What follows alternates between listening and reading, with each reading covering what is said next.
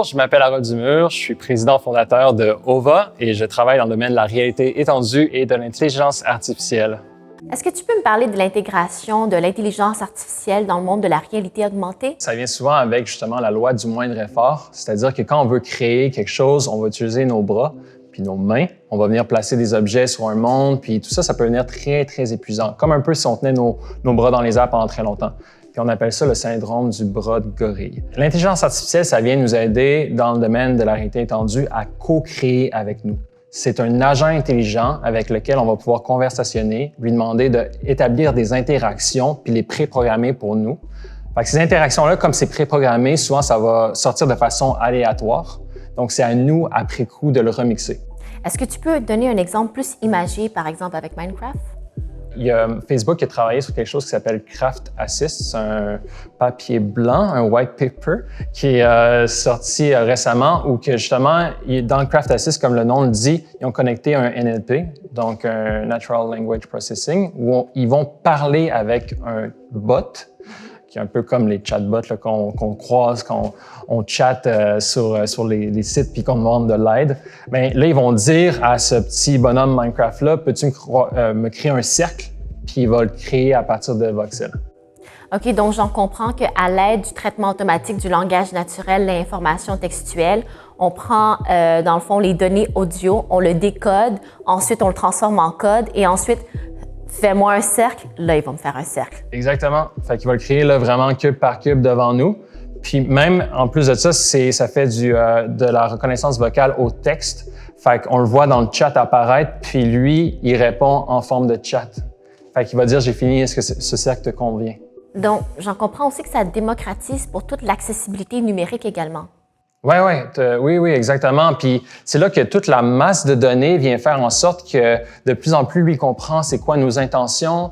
Puis il comprend aussi, tu sais, on aime plus créer peut-être avec des blocs bleus que des blocs verts. On est plus dans ces teintes-là. Tu sais, quand on regarde sur notre feed Instagram, par exemple, puis qu'on regarde beaucoup de choses qui sont plus dans les teintes de beige et de blanc, tu sais, scandinave, le style, on va dire. On va souvent voir des pages qui vont être plus dans ce style-là. Mais la même chose quand vient le temps de créer en 3 dimensions, ça va être orienté vers nous. Est-ce que tu peux me parler aussi de l'intégration de l'apprentissage profond? Oui, dans le fond, ce qu'on a fait, c'est qu'on a fait plusieurs essais, puis là, c'est la vulgarisation qui est toujours dure à arriver, mais on va reprendre l'exemple de Minecraft parce que c'est le plus facile à faire un parallèle. Dans Minecraft, on se rappellera qu'on crée avec des cubes. Ces cubes-là, on appelle ça du voxel. Fait que c'est l'unité pour créer. Une chaise peut être faite de plusieurs voxels. On va les assembler les uns après les autres, puis ensuite, ça va nous créer cette forme qui est la chaise.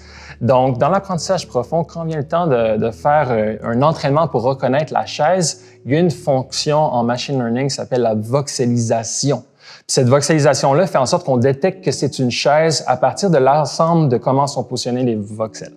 Fait que c'est comme ça qu'on l'utilise afin de reconnaître les objets qui sont dans la scène et de suggérer des objets par rapport au contexte de la scène. Mais même aussi pour l'entraînement, tu dois avoir une base de données qui reconnaît aussi les chaises. Exactement, oui. Puis ils sont bien étiquetés. Ça va venir faire un raccourci parce que on va savoir, bon, il est en train de créer des chaises, on va regarder les étiquettes qui sont chaise. Mais quand on ne connaît pas l'objet, c'est là que va embarquer le renforcement sur la voxelisation. Est-ce que tu peux parler de l'apprentissage par renforcement? Bien, dans le fond, à un moment donné, à force d'entraîner, on vient à manquer de données puis de chaises. Fait qu'il va falloir réentraîner sur les mêmes chaises, mais par rapport à différents points de vue. Parce que tout dépendamment de comment on regarde une chaise, on peut percevoir différentes choses.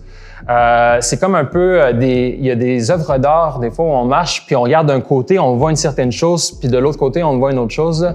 Je sais que ça a un nom, ces œuvres d'art-là, mais c'est la même chose pour le IA. Il faut qu'il puisse comprendre de différents angles, fait qu'il faut qu'il soit réentraîné, puis il faut qu'il soit renforcé par rapport à cette augmentation de la donnée, mais sur la même donnée. C'est quoi les enjeux que vous avez rencontrés avec OVA ou avec Stellarex? En termes non seulement des enjeux techniques, mais est-ce que vous avez rencontré ou vous pouvez penser à des enjeux éthiques également? Oui, bon, je vais commencer par les enjeux techniques. C'est toujours le plus simple dans ces deux choses-là, puis dans la sphère qui est quand même complexe. Donc, l'enjeu technique, c'est qu'à la fin de la journée, pour permettre l'anglicisme, c'est que nos ordinateurs ont une capacité. Puis cette capacité-là, ça vient dans ce qui s'appelle la loi de Moore. C'est-à-dire qu'à chaque année, le processeur graphique qui est dans l'ordinateur va atteindre une certaine limite. Puis il faut un jour le changer pour arriver à avoir la qualité qu'on a dans les jeux vidéo actuels. Puis c'est là que ça devient limitatif, c'est-à-dire qu'un rendu 3D est fait à partir de plusieurs triangles mis ensemble. Puis ces triangles-là, ça s'appelle des polygones. Plus en plus qu'on rajoute des polygones dans une scène, plus qu'on vient à saturer donc le processeur graphique. Fait que l'enjeu, c'est que non seulement avec l'arrivée de l'intelligence artificielle puis la reconnaissance d'images, on a calculé une certaine charge, mais en plus, on a calculé donc le rendu 3D. Fait que ces deux-là viennent en conflit, puis ça fait en sorte qu'on vient surcharger puis atteindre le cap de la loi de Moore. Fait que ça, c'est un enjeu technique, mais qui va pouvoir être mis dans un autre contenant, qui est dans le fond l'arrivée de la 5G, qui possède des ordinateurs de périphérie. Puis ces ordinateurs de périphérie-là vont pouvoir faire le calcul que notre ordinateur maison ne peut pas faire.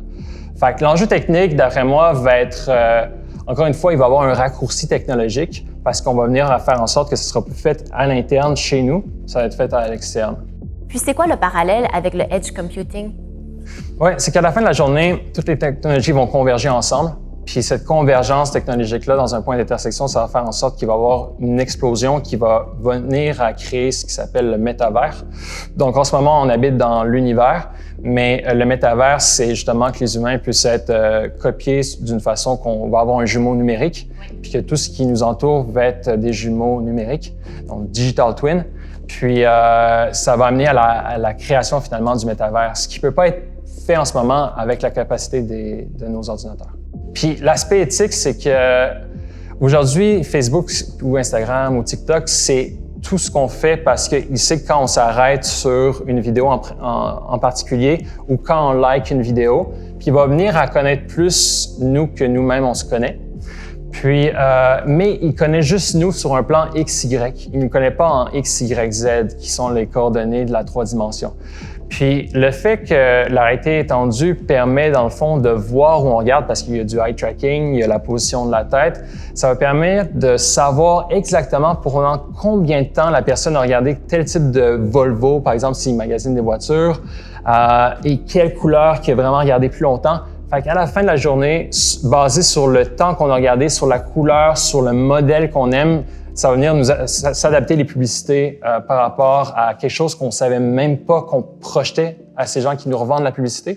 Fait que ça, l'aspect éthique va être difficile parce que quand on dit le « oui, j'accepte », on va maintenant dire « oui, j'accepte au eye tracking », donc à la filature oculaire et à bien d'autres choses. Donc, toutes nos données biométriques vont être tenues en compte lorsqu'on va accepter ce volet-là. C'est sûr, c'est sûr.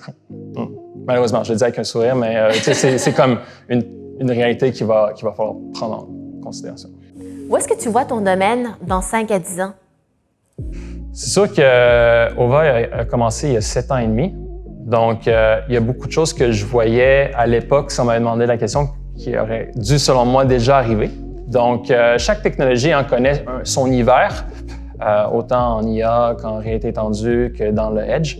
Mais ce que j'espère vraiment voir dans 5 ans, c'est que l'ordinateur de périphérie va faire en sorte, justement, comme je disais, d'avoir le métavers et que nos ordinateurs actuels seront que nécessaires pour leur écran.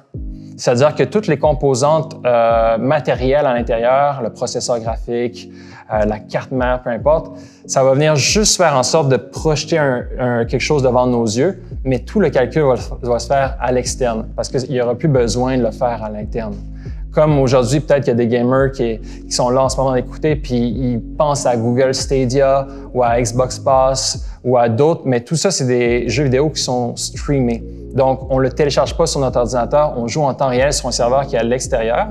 Ça reste du cloud computing, mais l'ordinateur de périphérie, ça va être du cloud GPU, donc du cloud qui est basé sur du processeur graphique. Donc, c'est un peu différent. Ça va permettre d'avoir des niveaux d'interactivité beaucoup plus élevés. Parce que dans un jeu vidéo de lien parallèle, on a 60 images par seconde par jeu, en principe, à 4K, mais dans le domaine de la réalité étendue, il faut avoir 90 images par seconde par œil, donc 2 fois pour 2 yeux. Donc, ça demande vraiment quelque chose de beaucoup plus élevé que ce qui est proposé aujourd'hui par Stadia, ou même genre par un Netflix où on écoute un film en, je sais pas combien d'images par seconde, mais dans ces eaux-là, là, entre 30 et 60, j'imagine. En conclusion, Harold, c'est quoi ton conseil pour les jeunes? Moi, pour vrai, mon père m'a toujours dit ça, fait que là-dessus, je triche pour le conseil, je le prends de mon père, mais c'est toujours suivre sa passion, rien faire pour l'argent. Parce qu'à la fin de la journée, si tu fais quelque chose pour le cash, tu vas venir par t'ennuyer. C'est beau au début, tu sais, tu vas peut-être le dépenser, mais à la fin, tu vas venir à perdre le fil de pourquoi tu vis, puis c'est quoi ton but dans l'univers et peut-être dans le métavers. Fait que j'irais suivre sa passion. Moi, à l'époque, j'étais un gamer, puis j'aimais ça, le hacking, puis c'est là-dedans maintenant que j'évolue. Fait que, tu sais, d'en parler, c'est pour moi vraiment de façon passionnelle, puis on dirait que chaque jour passe vraiment vite. Puis le seul problème là-dedans, c'est que tu vieillis très rapidement parce que tu vois pas le temps passer. Mais ouais, ça serait mon conseil. As-tu toujours été bon à l'école? Pour vrai, non. Non, j'étais bon au secondaire jusqu'à ce que je rentre au cégep où que c'était très, très mal pour moi. J'ai été expulsé des cégeps publics, puis j'ai coulé plusieurs cours à l'université. Mais finalement, j'ai réussi à revenir à l'université parce que j'ai rentré dans le cégep privé, où ils m'ont accepté. Puis à l'université, ça a pris plusieurs années, puis j'avais pas la meilleure cote. Fait que, tu sais, je veux dire, ça, c'est surtout pour dire comme...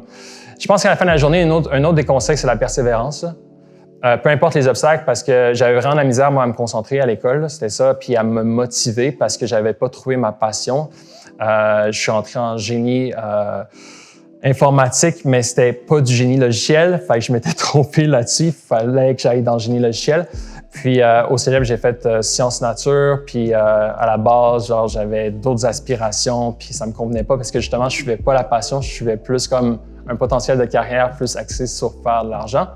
Fait que je crois que c'est là que tout a crashé, c'est quand j'ai frappé un mur ou que je faisais pas les choses pour la bonne chose. Mais je dirais pas que c'est une erreur. En fait, tu l'aurais jamais su si tu l'avais pas fait. C'est vrai. Donc, vrai. Ouais.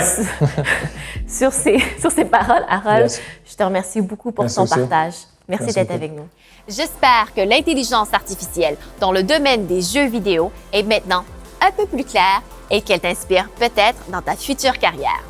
Si tu veux en savoir davantage, je t'invite à visionner les prochaines capsules et à consulter héros-de-chez-nous.org pour du contenu exclusif. C'était Pause Techno IA, les métiers du futur.